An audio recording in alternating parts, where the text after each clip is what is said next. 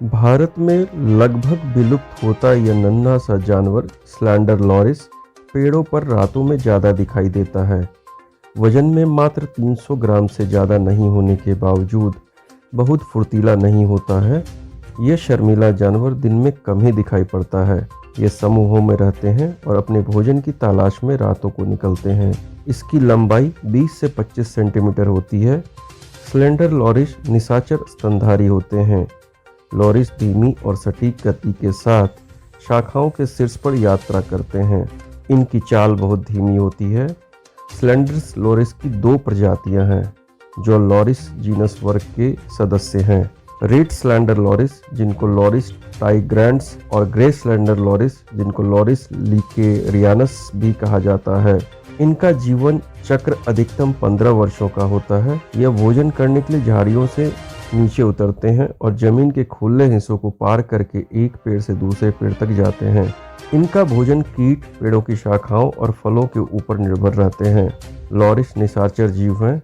ये उष्णकटिबंधीय वर्षा वनों, झाड़ीदार जंगलों, अर्धपर्णपाती वनों और दलदली भूमियों पर पाए जाते हैं। यह प्रजाति दक्षिण और पूर्वी भारत, आंध्र प्रदेश, कर्नाटक, केरल और तमिलनाडु तथा श्रीलंका में भी पाई जाती हैं।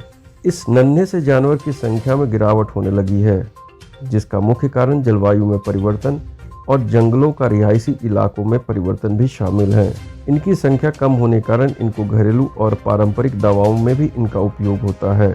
कभी कभी गांवों में अंधविश्वास के कारण मार दिया जाता था और इसका उपयोग जादू टोने में भी किया जाता था। स्थानीय मान्यताओं में इनको अपशकुन भी माना जाता है और उसे मार दिया जाता है। अंतर्राष्ट्रीय बाजार में इसका निर्यात विज्ञान और दवाइयों के प्रयोगशालाओं में उन पर विभिन्न दवाओं के असर के प्रयोग के लिए भी किया जाता था। शिकारी रातों में इस नन्हे जानवर का शिकार करते हैं जो अंतर्राष्ट्रीय बाजारों की मांग की पूर्ति करता था। आंध्र प्रदेश से लेकर सुदूर पूर्वी इलाका लगभग दक्षिणी प्रांत का लॉरिस काफ़ी मात्रा में थे, लेकिन आज इनकी संख्या में कमी आई है। एक और महत्वपूर्ण कारण इसे नन्हे से जानवर के ह्रास होने का यह भी है कि इनका भोजन फल और फूल भी है। जब ये भोजन करते हैं तो आसपास फूलों के पॉलेन यानी पराग को गिरा देते थे और साथ ही बीज भी जमीन में फैला देते हैं, जिनसे नए पौधे उगते हैं।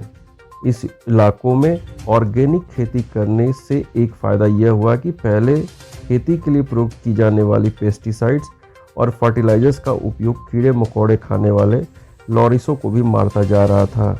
2016 के सेंसर के अनुसार 3500 स्लेंडर्स लॉरिस थे, लेकिन वर्तमान में इनकी संख्या में बढ़ोतरी हुई है और आज इनकी संख्या लगभग 5000 के करीब है। तमिलनाडु ने भारत के पहले स्लेंडर्स लॉरिस अभयारण्य को स्थापित किया है। इसका नाम कडुवुर स्लेंडर लॉरिस अभयारण्य है। यह तमिलनाडु के करूर और डिंडीगुल जिलों में 11,806 हेक्टेयर में फैला हुआ है। प्रकृति के संरक्षण के लिए अंतर्राष्ट्रीय संघ यानी IUCN लिस्ट द्वारा एक लुप्तप्राय प्रजाति के रूप में सूचीबद्ध किया गया है। स्लेंडर लॉरिस स्थलीय पारिस्थितिकी तंत्र में पारिस्थितिक भूमिकाओं की एक लंबी श्रृंखला बनाता है।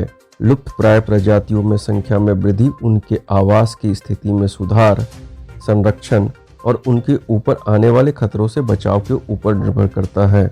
ऐसे तो यह प्रजाति वन्य जीव संरक्षण अधिनियम 1972 की धारा 26A के अंतर्गत इसको संरक्षित किया गया है।